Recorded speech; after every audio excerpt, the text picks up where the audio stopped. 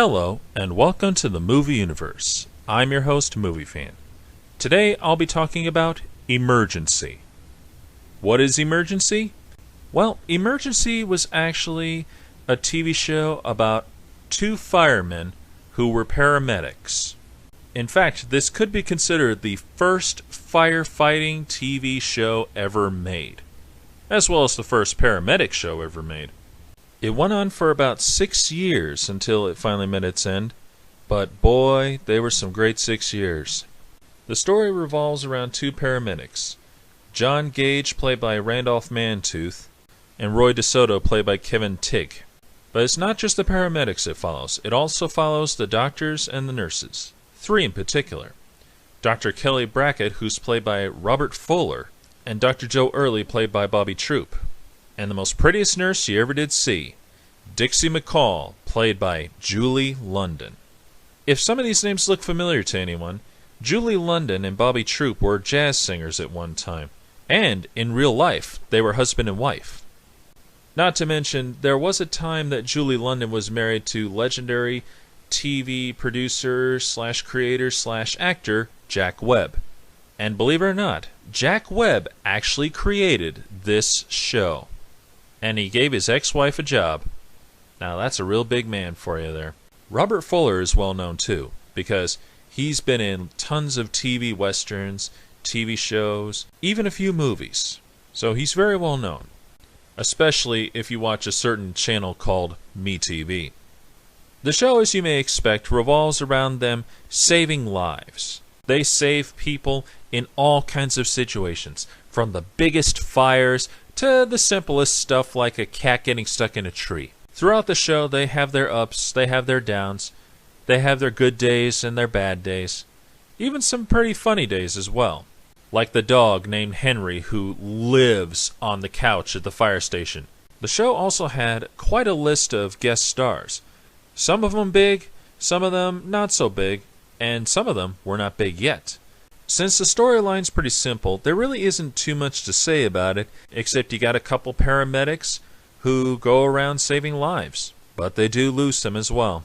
Those are some of the saddest moments you end up seeing on the show. It's a great show, definitely worth watching. But as great as it is, it does have some problems. The first and most obvious problem is the fact that Gage and DeSoto are the main focus points. In fact, there's a lot of episodes where all the firemen are there, and it's all about Gage and DeSoto and not about the others. Obviously, this series was pretty much a propaganda tool for paramedics and to bring awareness to the paramedics. But just like the series CSI, it focused on them way too much. Was it exaggerated like CSI? No, thank goodness. Another complaint that I would have for this series would be the overuse of the "you're only human" speech. Now, we all know what I'm talking about. The old story where somebody screws up, something happens, and the other person says, "It's okay, you're only human." They do use that quite a bit. Granted, they don't use it every day, but, if you binge watch the show like I do, you hear it way too much and way too often. The third issue I would have, and this is really more of a nitpick for me, would be Dixie McCall's costume change. Now, when it started off, she dressed like,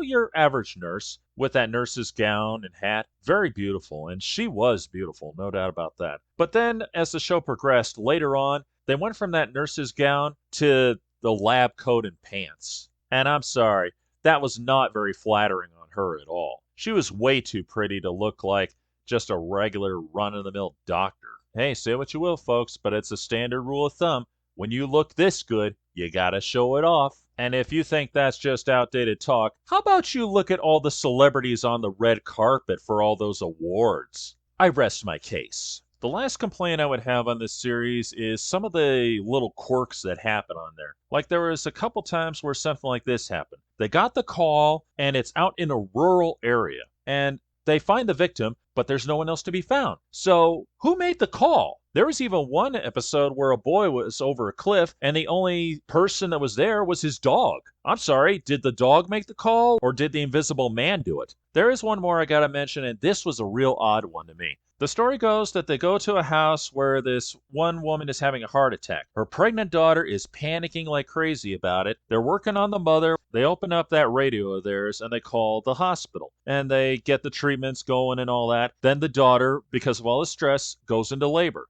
Of course, they split up. Roy's got the mother, and Gage has the daughter. But they pick up the phone in the house and call Rampart through there, even though they have the radio right there that they could easily talk to them about both patients. Does that make any sense to you at all? I mean, if you got the radio right there and it's on, why are you using a telephone for a separate person that is in the same room?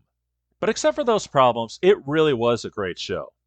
It's a window into the past, because when you watch the show, you see how things were done back in the 1970s.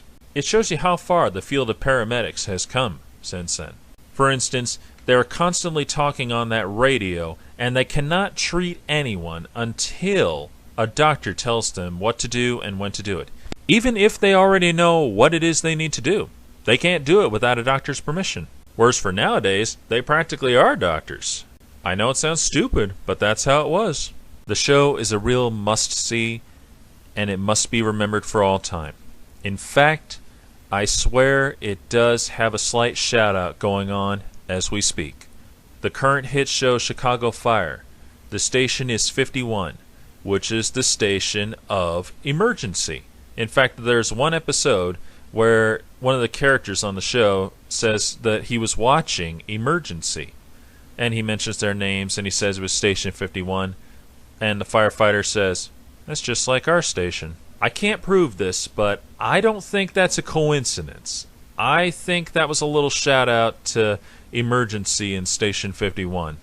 Like I said, I can't prove it, but I do think that's where the inspiration came from. Let me know what you think. This is Movie Fan, signing off.